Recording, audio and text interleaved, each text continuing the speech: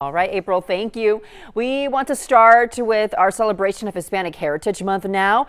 Before the Gadsden Purchase was made official in 1854, much of what's now Graham and Greeley counties was marked by the cultures and customs of Sonora and Mexico.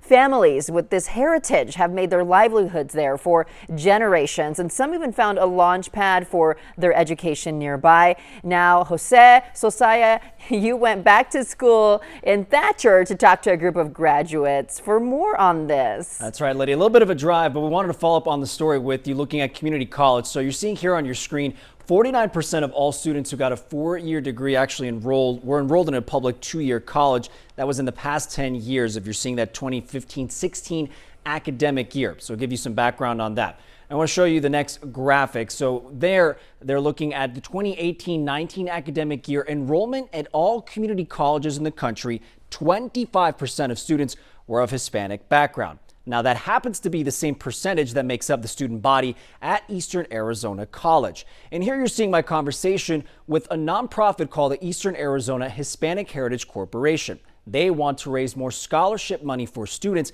And on top of that, heading into this weekend, celebrate their heritage to set up these kids for academic success.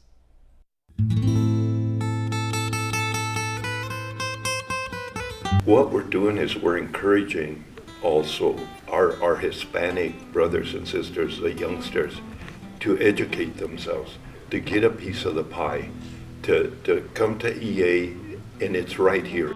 Here now looks different from when Guadalupe Munoz walked the paths of Eastern Arizona College as a student.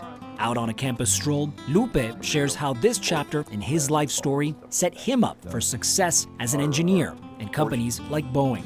But he hasn't forgotten his roots in the Gila Valley. I myself am an example of coming out of the hill of Morenci to educate myself here, coming out of where I came, being the first to educate myself in this level.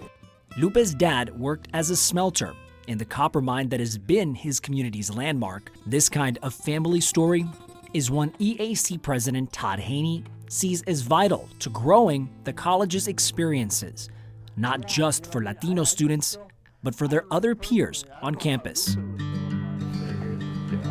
As far as our missions and our visions that align, this is a perfect alignment of what I want to see personally and professionally here at the college. And talking about the students' cultural exposure led to a discussion with President Haney about their chances of academic success at the next level. A 2019 report from the Jack Kent Cook Scholarship Foundation found that first, 49% of all college students began their secondary education at a community college. The foundation's data shows 84%, or 4 out of 5 community colleges, had placed at least one of its students in what it called a selective 4-year university. While only 7% of all students at U.S. selective institutions come in as community college transfers, the foundation's research says this group is more likely to graduate than other students at a 75% success rate, compared to 61% from students who transferred from another 4-year university and 73% from those who came in straight from high school. Then when they get to the university, they're ready, and they're better prepared than they would have been had they shown up at the university with another 100,000 of their closest friends. As Haney started his tenure as president, the Eastern Arizona Hispanic Heritage Corporation slowly brought more community partners on board. Even during the worst of the COVID-19 pandemic, Group Chairman and Safford City Councilman Michael Andasola says local businesses committed to donating for their scholarship fund that would then help the Eastern Arizona College Foundation. We do not want to be just an organization sitting on our butts and saying, oh, we're just here. We want to be proactive and being active in the community to making sure we're getting things done. What's important for Andasola and the board is letting all registered EAC students know they can apply for these scholarships regardless of cultural background. And perhaps the most important event the nonprofit hosts every year coincides with the start of National Hispanic Heritage Month. Here's a sample of what Andasola says will set the tone for Saturday's dinner and show. Mariachis from Tucson, We have the youth group coming in, Mariachi Nuevo Esteja de Tucson, and we have Campaña de Danza Folclórica Arizona. Having the rich music, having the dance, and all that's very important. And I think we're getting away from that from our culture. We really need to focus on that and bring it back in, like the language and all that. That's very important, but we don't see very many kids participating in that, Jose. We want to make sure that we promote it and that we let them know that it's still rich and it's something worth learning about. Seeing these parts of his cultural heritage on display still strike a chord for corporation board member and former Thatcher Mayor Bob Rivera. My dad used to play. All I heard was that kind of music from all types of groups, trio music. I love that. To this day, I play it all the time. When Bob talks about reawakening that culture and that idea, the culture runs deep, and it is so rich here in this area.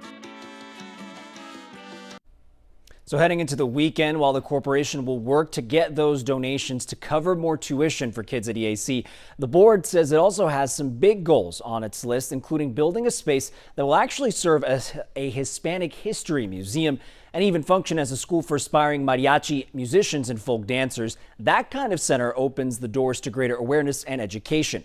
Research published at Sam Houston State University in 2019 points to cultural centers like this idea for the nonprofit actually fostering a more multicultural academic environment. All right, Jose, thank you so much for that. Well, the U of A is celebrating its Hispanic Alumni Club's 40th anniversary. The club was founded back in 1982. It supports the dream of going to college for Hispanic students across Arizona.